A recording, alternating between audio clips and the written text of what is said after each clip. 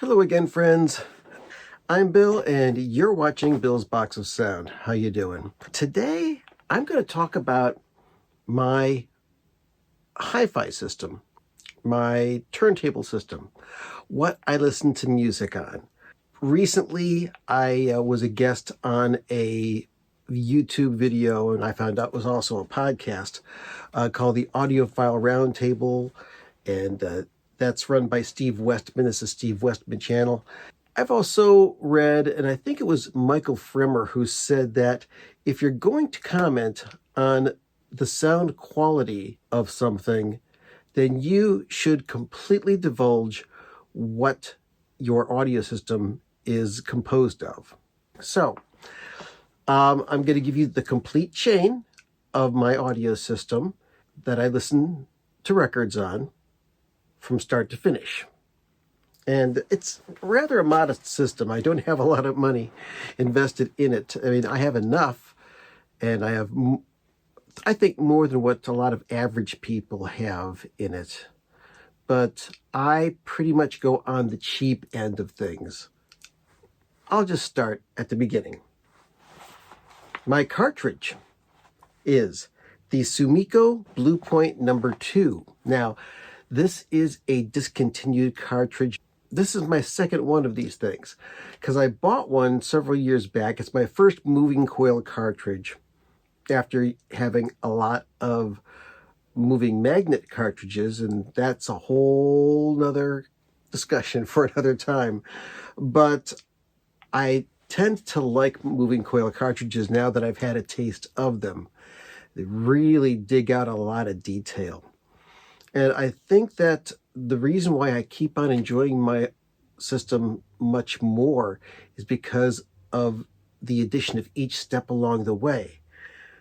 So this cartridge, high output moving coil cartridge.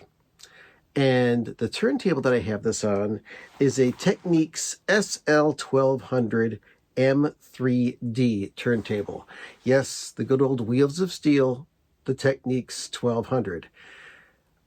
I just love the form of this turntable, the way that it's built, the way that it just works wonderfully. It's extremely dependable. It's built like a tank. A lot of people have the Audio-Technica 120 turntable, which is kind of a clone of this turntable. And it's not a bad turntable at all, the Audio-Technica one, but to be honest, it's just a clone of the Technics SL1200, and it is not built as solidly. If you've got one, I'm not going to say anything bad about you because it's not a bad turntable. But if you want the turntable, in my opinion, it's the Technics 1200. Now, mine was made in the year 2000. I bought it a few years later. It was used, and it's been working like a workhorse ever since. I'd love to get a brand new one because they've made a lot of improvements to it. And I've read in more than one review that if you've got a Technics 1200 turntable and you think it's going to sound just as good as a new one, you're barking up the wrong tree. There's not just improvements in the platter, the motor, the tone arm, the braking system, everything all around, even the signal path.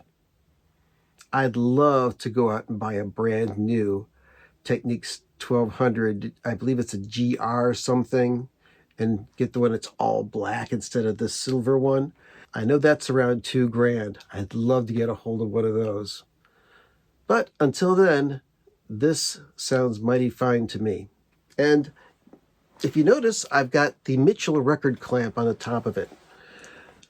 I thought that putting a record clamp on top of a record on a turntable was a bunch of snake oil until I bought a cheap one and did it. And I was amazed at the difference. Everything just kind of like got more solid and less wobbly. If you don't believe me, try it yourself. Get yourself a record clamp or a record weight. You will thank me. Next, we have to talk about my phono preamp. Now, a lot of people, they use the built-in preamp that's inside of their receiver or their integrated amp or their preamplifier. I use a separate phono preamp, but it's on the cheap. It's the Schiit Mani 2. Now, before any of you start making comments, you're going to take a look at the Mani 2 and say, wait a second, don't those have a white power lamp on them? Not a blue one like you've got? Yes, that's correct. They come with a white power light on them to let you know that it's turned on. And that thing is freaking bright. So that it doesn't completely illuminate my room if I'm listening in the dark, I took a little teeny piece of painter's tape, cut it off, trimmed it to just the right size, and put it over the power light on there. And it looks kind of nice. Okay, back to my explanation of the Mani 2 preamp. And I used to have the Mani 1. As a matter of fact, I still have it. It's all packaged up. And if anybody's interested in buying it off of me, contact me. Anyway, the Mani 2 I bought after I had read that they not only beefed up the circuitry inside of it, but they also beefed up the power supply. And this preamp adds a lot of detail. I was amazed at the difference between the Mani and the Mani 2. It's an inexpensive preamp, and if you're looking into expanding your system with a separate phono preamp, I very, very highly recommend that. Now, on top of the Mani 2, you'll see the Loki 4-band tone control. Now, I only have that in the signal path of the phonograph. Why? Because every once in a while, you'll find a record that just needs a little tiny bit of EQ. Almost always, I have this thing either in the off position or in the flat position. I don't really use those tone controls a lot, but it's good to know that they're there. Like I said, I hardly use it. Now, next, I've got kind of an unconventional part of my system. It's the Mackie Big Knob controller. Kind of using it as a preamplifier, but kind of not. This is the original Big Knob. It's not the one that's currently for sale. This particular model is discontinued. I use this not only as a switch to go between all of my different sound sources, because not only do I have a turntable and a FM tuner and a CD/Blu-ray player, which also plays Super Audio CDs, but I have a second turntable and I've got external audio sources that I use for live streams. I also use my audio system as an interface between what I'm listening to and what I'm doing with my computer. I've got a digital interface, which is a RME Fireface. Really does not fit into this discussion, but I use the Mackie as a switcher. It's kind of like a straight wire going in between my other sources and my integrated amplifier, which is the Marantz PM5005 integrated amplifier. It's very modest, runs 40 watts a channel, and I like the button that bypasses the tone controls. This way I know I'm listening to just a straight line with amplification to what I finally listened to it on. Now, I listen to music on my speakers, which are, once again, very modest. The Klipsch R51M. It's a 5.25-inch woofer and a 1-inch horn tweeter. Very nice for the tiny little room that I have here, because due to my living conditions, I don't have a large room that I play my music in. The Klipsch speakers are modest, but very nice, very honest, very flat. I don't have a subwoofer. And the majority of times when I'm listening to music, I'm not listening to those speakers. I'm listening to headphones. And there's a couple of people, they've made videos and they say, if you listen to music on headphones primarily, I don't think you're serious about listening to music. Well, if your living conditions make it mandatory, like for example, I listen to music very late at night and I don't want to wake up the other people in the house. So I enjoy my headphones. I've tried a lot of different ones. I've tried some Shure headphones. I've tried some Sennheisers. I've tried some of the newer Koss.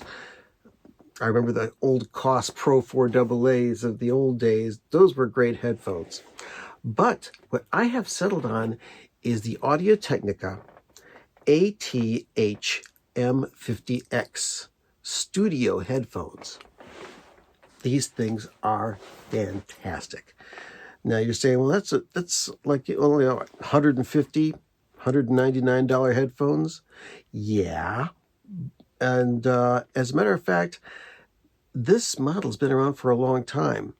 And when I was first given the opportunity to buy a pair of those, I said, well, you know what? You've got the M50, the M60, and the M70. Hey, I want to get those top of the line M70s. And there were folks saying, hey, you can try those, but the M70s are a bit too honest. If you want something that just sounds good and is accurate, go with the M50s. You'll be happy that you did. So after I had a pair of M70s for a couple of years and then broke them, wore them out, I bought a pair of M50s and wow, they were right. I should have listened to them in the first place. These are very accurate, very enjoyable, they're very comfortable, and they do the job. That's basically it. That is what I listen to all this wonderful vinyl on, my stereo system. Now, on my cartridge, when the Blue Point number 2 gives up the ghost, I'm probably not going to be able to get it re-tipped or get another one of those. So I'm open to a different cartridge. Maybe a Soundsmith, maybe a Grado. I've heard a lot of good things about both of those brands. I'm always changing things. I'm always tweaking things. As far as cables are concerned, I don't have any really expensive cables. As a matter of fact, I bought some AudioQuest Evergreen cables. I think they cost like about $50 or $70 for interconnects, and followed all the instructions to use them. Just plug them in the right way. They really did not work well for me. One side sounded louder than the others. I unplugged, replugged, cleaned, and everything. Then I went and I replaced it with a cheapo cable that cost like about $3 or $4. And you know what? It sounded better. So I've been switching out different cables. And when I found something that sounded right to me, sounded good and accurate and equal between the channels, I stuck with it. So that's what I use. So as far as cables are concerned, you can spend a lot of money. If you can hear the difference and you enjoy them, that's good. But I found the cables I like, and I'm sticking with them. So that's my system. And if you like what you saw or heard, please hit the like button. Please subscribe. If you've got something to say about my system or you have a comment that you'd like to make, please make that comment down below. I appreciate anybody who watches my videos, and especially those who comment.